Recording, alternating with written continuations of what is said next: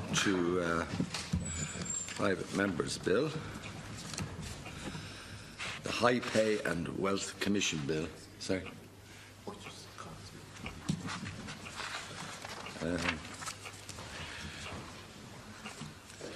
I call on Deputy Tommy Broughan to move his bill. Thanks, Kincorla. And just thank the people who came in this morning. I welcome this opportunity to bring the High Pay and Wealth Commission Bill to second stage. The bill will provide for the establishment of a High Pay and Wealth Commission on a permanent basis within the Central Statistics Office. Will carry out research on levels of pay and wealth in the state, will inform public policy in order to promote a fair income distribution across society and to provide for related matters. At the outset, let me say I also welcome the establishment of the Low Pay Commission and hopefully as soon as possible on a statutory basis. I also hope the new Low Pay Commission, of course, will quickly begin moving the national minimum wage of €8.65 an hour, euros an hour, to the national living wage, which has been calculated, I think, at €11.45 an hour. The genesis of the High Pay and Wealth Commission Bill before us, it lies in the efforts of myself and other opposition deputies, many of whom are here this morning, in the 31st Dáil to develop progressive budgetary policies to end cutbacks on austerity. Last October, for example, I submitted my own independent submission on taxation and spending measures which would have delivered a progressive balanced budget. But during the preparation of those policies, I again noted a dearth of information across widespread areas of higher income and wealth distribution in Ireland. While there is long-standing useful information on much of the public sector social protection incomes, there are huge gaps and huge unknowns in relation to earned income and levels of wealth in the Irish economy. This bill seeks to remove this serious drawback for future framers of public policy. Over the decades, there have been valiant efforts, Kincorla, to remedy the information deficit. Brian Nolan's seminal work in 1991 for the Combat Poverty Agency, entitled The Wealth of Irish Households, was a benchmark study based on the ESRI's 1987 Survey of Income Distribution, Poverty and Usage of State Services. Brian's work famously began, and I quote, "Little is known about the wealth of Irish households and the forms in which it is held," end quote, and made the critical observation that general surveys don't provide a reliable source on small subsets, like the top 1% of the population, and that the best-off households, of course, Kincorla, are less likely to respond to such surveys. The key definitions under Section 2 of the bill are of high pay. It's defined, and I quote, as gross income from employment or other sources in excess of €80,000, and of wealth, which is defined as, and I quote, net wealth, which is the value of an individual's gross stock of assets after the deduction of all debts and liabilities, end quote.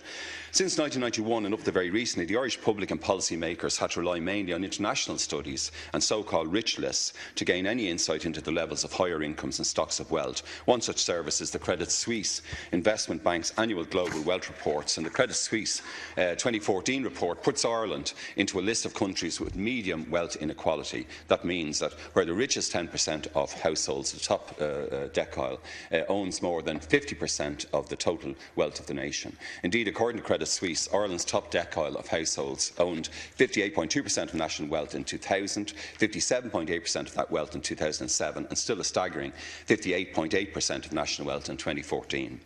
The Irish public, of course, is also familiar with the Sunday Times Rich List and, of course, Forbes magazine's World's Billionaires List, where 1,826 billionaires worth $7.05 trillion are identified, and where most of the top 100 names have personal wealth greater than many countries' gross national product. A few weeks ago, the Sunday Independent's Nick Webb produced the paper's Irish Rich List 2015, and the 300 billionaires and millionaires named have total wealth of €84.4 billion, with a whopping increase, Minister, in wealth of €13.65 billion over the past year.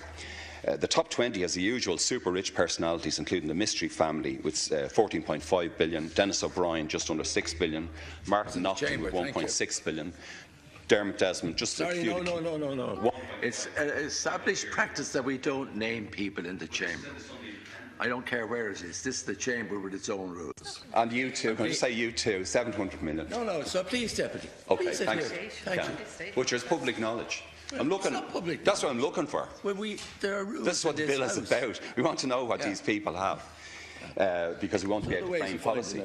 Journalist Nick Webb tells this is an important point now. Nick Webb tells us that the source for these figures includes stock market shares listed in Dublin, London, New York, and stakes in private companies, and the most recent sets of accounts from Irish, UK and Northern Ireland company offices. However, Nick concludes that, and I quote, "financial digging can only uncover so much," and that some people were excluded from the list because, and I quote, "their finance or the finance of their companies were too opaque for us to accurately assess." Of course, we now know, thanks to the Swiss leaks and LuxLeaks revelations, the information gathered may not necessarily show us the full, real picture of wealth. HSBC Swiss accounts, of course, were held by 353 clients associated with Ireland, to the amount of around 3.5 billion, and of these, of course, 51% has an Irish passport and nationality, and of course revenue has recovered very little money in those accounts. Those of us working closely with our constituents and listening to concerned Irish citizens know that inequality in Ireland is very real. In many areas it's deepening, and it's devastating for the majority of citizens in receipt of social welfare payments, in low-income employment and on zero-hour contracts. The information gathered by the High Pay and Wealth Commission I propose would further highlight the realities of wealth distribution in Ireland and allow for the government to more appropriately address fiscal and economic policies. The 9-person commission as proposed in the bill, Minister, will come within the established structure of the Central Statistics Office with Section 10 of the Statistics Act 1993 amended by inserting a new provision on a High Pay and Wealth Commission. When I was first preparing this bill about 2 years ago, I did look at amendments to the Companies Act and to corporate governance, but decided eventually to go on the Wealth Commission route.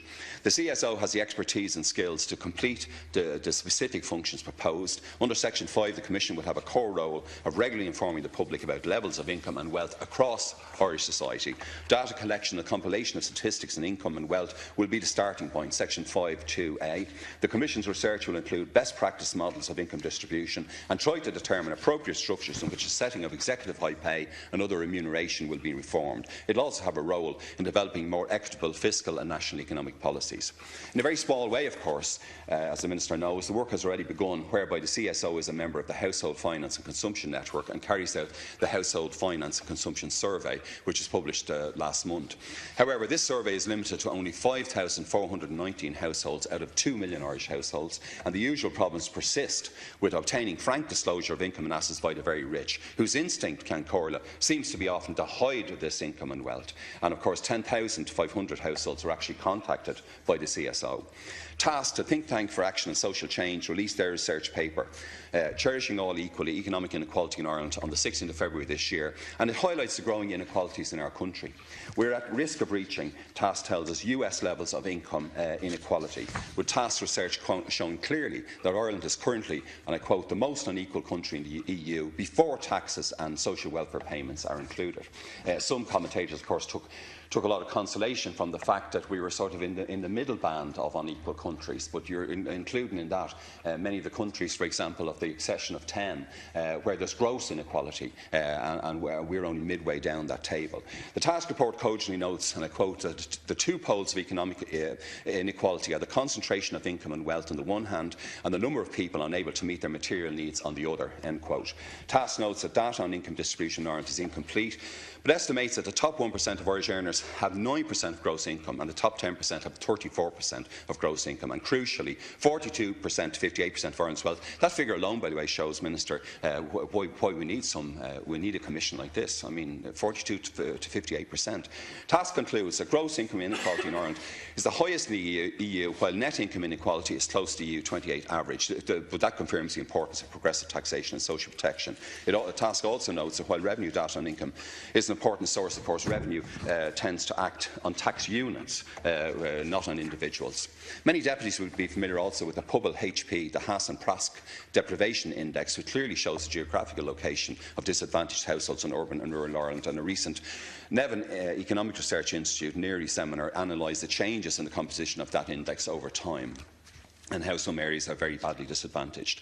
Several OECD and World Bank reports draw attention to a growing trend of income inequality across developed countries, such as the trends in income inequality and its impact on economic growth 2014. And many leading economists believe that this growth in inequality undermines economic performance. Professor Joe Stiglitz, for example, argues that, and I quote, ensuring that those at the top pay their fair share of taxes Ending the special privileges of speculators, corporations and the rich is both pragmatic and fair. The economist Paul Krugman refers to the Luxembourg income study, which shows that primary income and assets are very unequally distributed in nearly all countries, and various IMF studies have shown that reducing income inequality through redistributive methods doesn't hurt economic growth. In fact, it helps it can. It was just after this bill was drafted that I became aware of the work of Professor Thomas Piketty, entitled Capital in the 21st Century, and I subsequently heard him outline his thesis at a task conference in Croke Park, and had obviously read the book last summer. Piketty builds on the research methodology of Simon Kuznets, a very important economist in this field, to put the income distribution question back at the heart of economic analysis. Piketty uses a wide range of income tax, estate tax, national income and wealth data from the US, France, Sweden, Britain, Germany and other countries to produce capital income ratios for each economy over the past 300 years, and shows the sharp rise in wealth and income inequality since the 1970s, kind of parallels what happened in the 19th century, Minister. He attributes ownership of 40 to 50% of national wealth by the top decile in the US after 2000 to the unprecedented rise in top managerial compensation, so-called compensation. Remember, it was Tony O'Reilly's favourite word, and to what he calls the, and I quote, the fundamental inequality formula of R is greater than G. That is, where R, the average annual rate of return on capital expressed as a percentage of total value, is greater than G, the growth rate of the economy. So if R is greater than G, can correlate over a particular period, you're going to get wealth being more and more accumulated, and people on the lower end of the income scale find it really hard to survive. For Piketty, the solution to the central contradiction of capitalism, R is greater than G, is and I quote, a progressive annual tax on capital or wealth. Of course, the American labour movement journalist and professor Sam Pizzigati, whom I'm sure the ministers are aware of, he's long advocated the concept of a maximum wage. In the UK, the High Pay Centre, an independent think tank, has made important recommendations on how problems associated with high pay could be tackled. It's now it was the High Pay Commission, by the way, and it's now funded by the NGO sector as the High Pay Centre. And Australia, of course, had a public inquiry, which we could have emulated, into some of the outrageous pay levels they had, just like ours, and they had their report in 2009.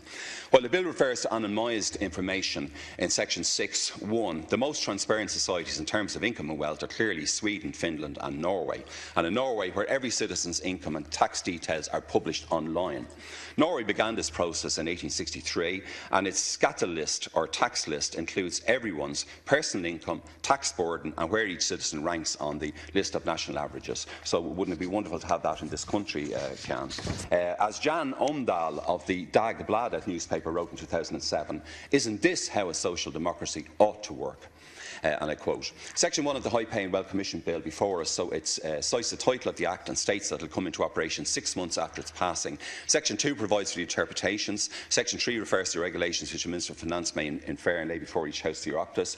Section 4 states the Minister shall direct the Director of the, or inform or instruct the Director of the CSO within 6 months of commencement of the Act to establish the Commission as an executive office of the CSO.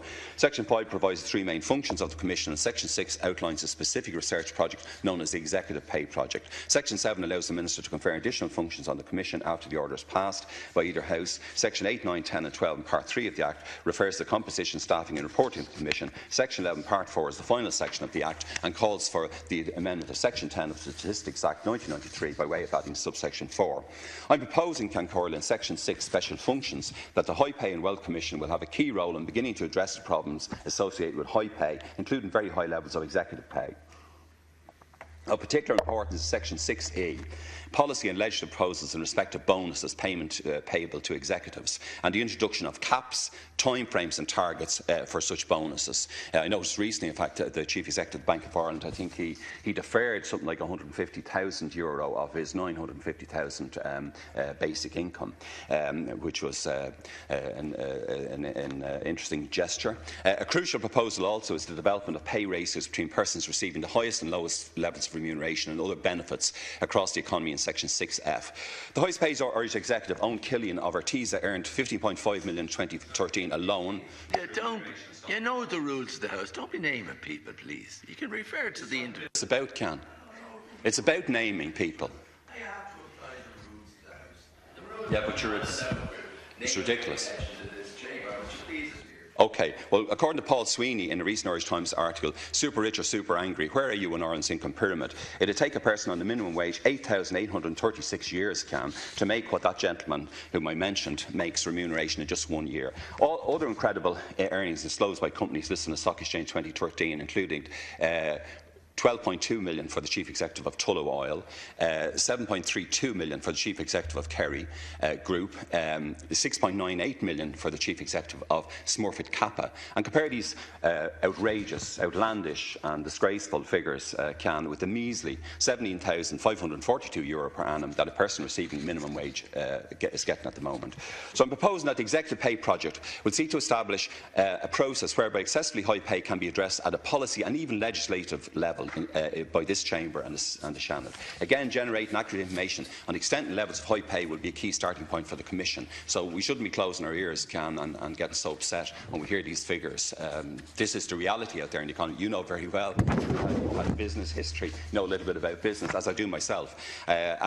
We need to know. Actually, you know, the first stage, you know what I call this bill? It was Paddy likes to know the story bill. This was the Paddy likes to know the story. And it's one of the Taoiseach's favourite phrases, isn't it? And as I said, I'm proposing that the Commission will propose regular reports. Part of the project it will prepare the recommendation on the introduction of measures such as pay caps, pay ratios to halt the excessively high levels of pay awarded to executives, particularly in the private sector, and to promote much fairer income for all workers and citizens. So, Ceann Comhairle, I believe the establishment of the High Pay and Wealth Commission would be a very useful first step and a very useful addition to the whole economic research landscape. And its ultimate aim would be to develop a society where ministers come in here, know what they were talking about in relation to taxation, and where we could have proper debates at budget time, rather than this kind of, as we've just seen this morning, where we're scared to talk about levels of income and wealth in this society. Thanks, No, I protect your right to make any point you wish. I only apply the rules in respect of naming people. That's all. But you're quite entitled to make your points. Minister. Thank you very much, Ceann Comhairle. At the outset, I want to acknowledge